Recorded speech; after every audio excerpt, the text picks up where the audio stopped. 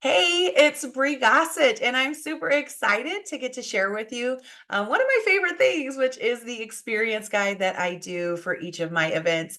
And Erin is able to offer this with you as part of a collaboration that we did.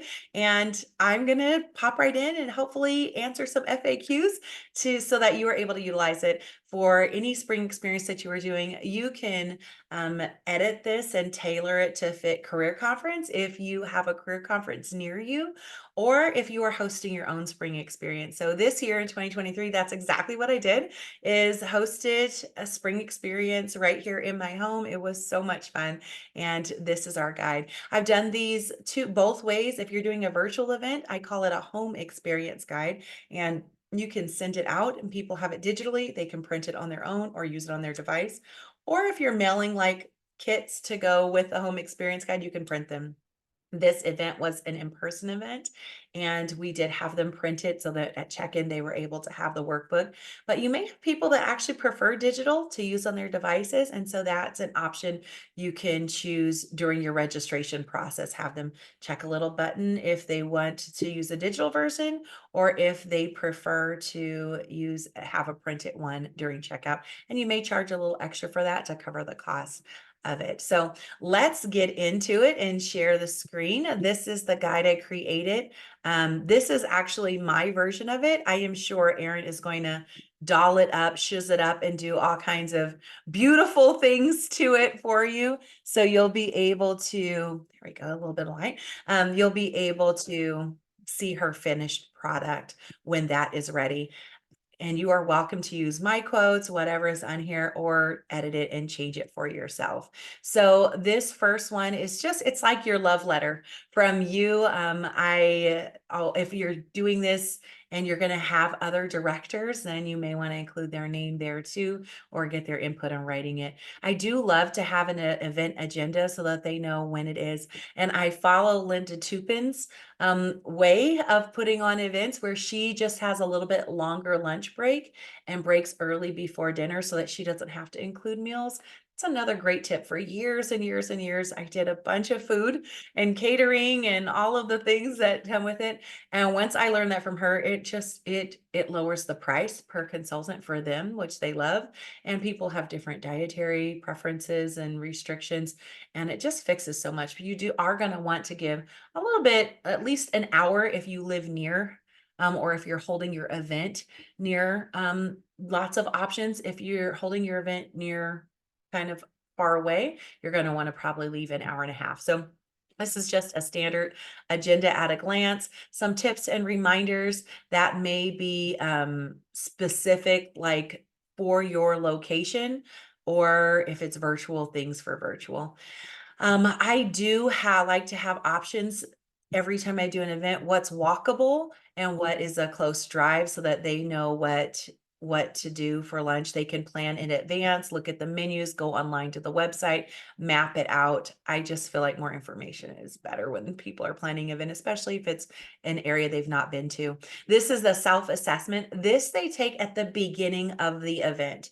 And it's a great tool where they can take a picture of this and send it to their director after the event. And it's a good way, or even before the event starts, if you're sending it digitally and they have it a week or so before, which if you are going to have them print their own, I would suggest sending it about a week in advance so they have time to print it.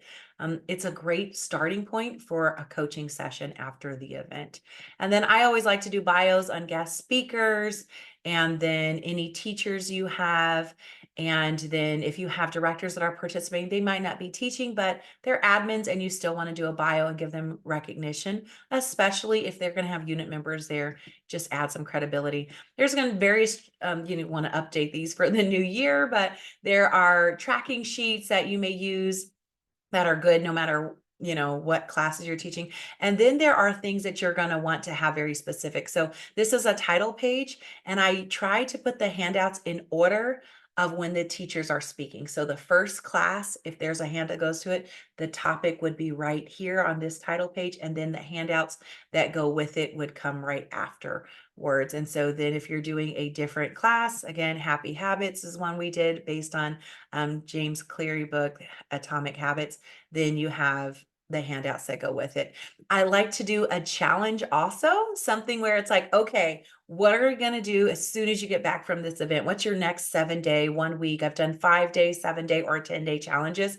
And I try to do things that are um, going to move them, but also really, like Mary Kay said, eat an elephant one bite at a time. Those bite-sized pieces that everyone who's there can start getting a win, and you may have a prize associated with it or not. And then some other tools that you just want to have. So these tools will be in there unless Erin edits it and changes it. She might come up with some new incredible things for you. And I'm sure there will be explanations on that. I do love to always close with a post-event quiz, and they can see like where they started. And then that also lets me gauge how much of what we trained on did they actually get? Did they understand? Because these topics here the questions are based on what we train. So the idea is they start and there's a lot of areas of growth, and then they end and they have less areas where they feel like, ooh, I don't know what to do. They're like, oh, I do. I feel equipped. I feel confident. I feel empowered. And again, a great place for them to take a picture of this or turn it into you as their director. And then when you get to do that post-event coaching call right afterwards, you know what to do. If you're like me, sometimes you get to an event, you're like, what did you think? Did it change your life? Okay, what's on your books? So I have found having things like this just make me feel like the coaching calls are so much more productive. There's extra spaces there, just plenty of extra pages for notes so that they don't need a separate notebook. And that is really it. So I hope that is helpful for you. If you have questions, usually when Erin posts this in the comments, I do watch anything that's posted in collaboration with me for the comments, and I will pop in there and answer them as much as I can for you. So have fun. I hope you have an incredible event, whether you're using this for your spring experience or anything else